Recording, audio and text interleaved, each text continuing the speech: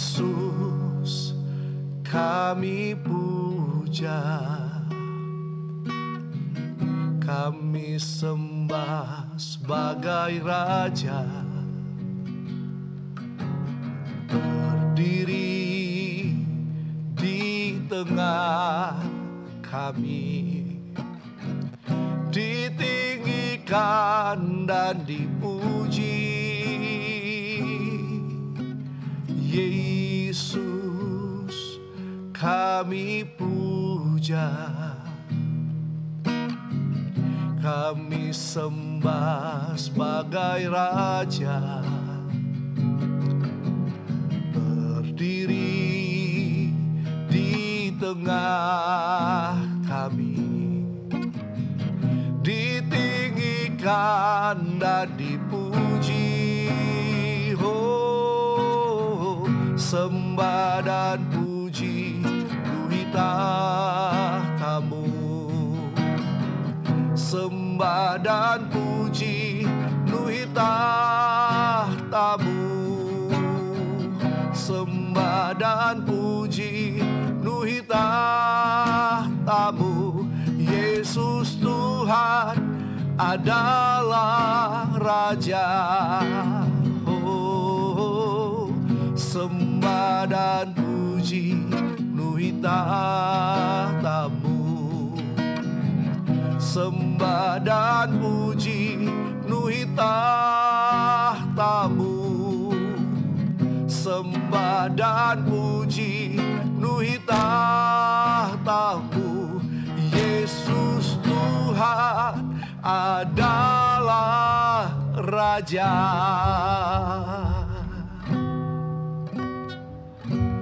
Shalom warga kerajaan, Yesus itu adalah Raja. Haleluya.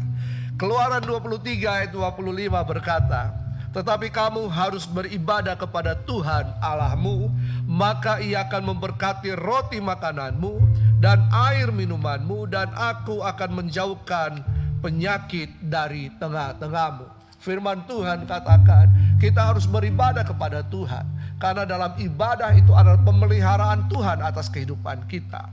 Jadi ibadah itu merupakan pemeliharaan Tuhan. Di samping kita memuji, kita menyembah Tuhan, tapi seringkali kita memaknai ibadah hanya sebatas dalam lingkup ibadah di gereja saja atau ibadah rumah tangga. Ibadah di sini dalam bahasa aslinya abad. Abad itu apa? Bahwa kita tidak hanya beribadah, tapi kita juga melayani. Ya, kita melayani, kita bekerja. Ya, itulah abad, bekerja dan melayani.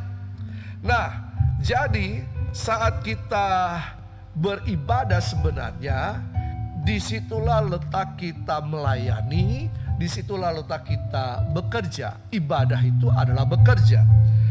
Karena itu kita harus mengerti benar bahwa kita bukan hanya berkumpul untuk memuji Tuhan, itu ibadah. Kita bukan hanya duduk mendengarkan firman Tuhan, itu ibadah. Kita bukan hanya berdoa, itu ibadah. Kita bukan hanya memberi persembahan, persepuluhan, buah sulung dan kita katakan itu ibadah.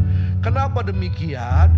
Karena kata abad ini atau ibadah mengandung pengertian bahwa kita bekerja dan melayani. Jadi, dimanapun kita bisa bekerja, dimanapun kita bisa melayani, itu ibadah. Saudara bekerja di kantor, itu ibadah. Saudara bekerja sebagai misalnya tukang sapu, itu ibadah. Saudara bekerja dalam hal apapun, itu ibadah.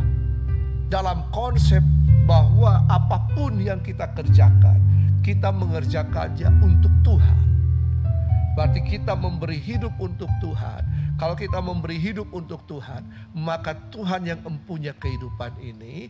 Dan ketika kita melakukan kehendak Tuhan dimanapun kita ada, itu suatu pelayanan kepada Tuhan. Jadi ada yang berkata, saya tidak bisa beribadah kalau bukan di gedung gereja. Saudara, di gedung gereja itulah tempat kita bertemu untuk merayakan Tuhan di situ. Merayakan kebaikan Tuhan. Tapi ibadah yang sesungguhnya adalah di luar gedung gereja. Kita bekerja, kita melayani di sana. Nah, kalau kita melihat kebenaran firman Tuhan yang lain, dikatakan di situ bahwa dalam konsep perjanjian baru, ibadah itu adalah eusebia. Apa itu eusebia? Mari kita lihat bersama-sama. Kita lihat di dalam Yakobus 1 ayat 27. Yakobus 1 ayat 27 berbicara tentang bahwa ibadah di mana kita bisa memberi di situ. Coba lihat Yakobus 1 ayat 27 ya. Ibadah yang murni dan yang tak bercacat di hadapan Allah Bapa kita ialah mengunjungi yatim piatu dan janda-janda dalam kesusahan mereka dan menjaga dirinya supaya tidak dicemarkan oleh dunia. Ibadah di sini disebut raseia atau ibadah yang melakukan perbuatan baik kepada orang miskin. Tapi eusebia lebih daripada itu. Ya, eusebia lebih daripada itu. Coba kita lihat bersama-sama kata eusebia ini di 1 Timotius 4 ayat yang ke-7 dan ke-8. 1 Timotius 4 ayat 7 dan 8. Tetapi jauhilah tahyul dan dongeng nenek tua, latihlah dirimu beribadah. Latihan badani terbatas gunanya, tetapi ibadah itu berguna dalam segala hal karena mengandung janji baik untuk hidup ini maupun untuk hidup yang akan datang. Nah, eusebia, ibadah di sini eusebia. Eusebia itu adalah kita melatih berbicara tentang kesalehan hidup. Ya, kesalehan hidup seperti Yesus. Bahwa kita harus berjalan dalam kehidupan kita, kita harus menuju kepada keserupaan dengan Yesus. Nah, keserupaan dengan Yesus ini harus dilatih. Kata firman Tuhan, latihan badani terbatas gunanya, tapi ibadah itu berguna dalam segala hal karena mengandung janji. Kata latihan di sini dalam bahasa Yunani itu gymnasio, artinya apa? Berlatih. Seperti kita melatih otot-otot kita di gym. Dilatih. Latih. Jadi melakukan ibadah di luar, melayani, bekerja, berbuat baik itu harus dilatih. Nah, dalam masa ini gereja ditutup, tapi bukan berhenti beribadah. Karena itu umat Tuhan harus mengerti bahwa ibadah bukan hanya di gedung gereja. Ibadah kita di luar, bekerja dan melayani. Itu harus dilatih, terus dilatih, berbuat baik. Kita bersyukur karena Tuhan kita baik, kita membagikan kebaikan Tuhan bagi orang lain. Itu ibadah. Karena itu saudara, tetaplah beribadah kepada Tuhan. Layani Tuhan. Bekerjalah dengan baik. Dan biarlah nama Tuhan dipermuliakan.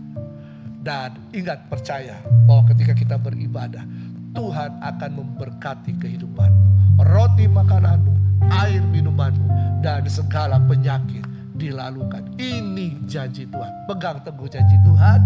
Tuhan Yesus memberkati. Tetap kuat, semangat, tetap tekun beribadah, percaya kepada Yesus, tetap bersukacita, tetap berdoa. Tuhan Yesus memberkati. Haleluya.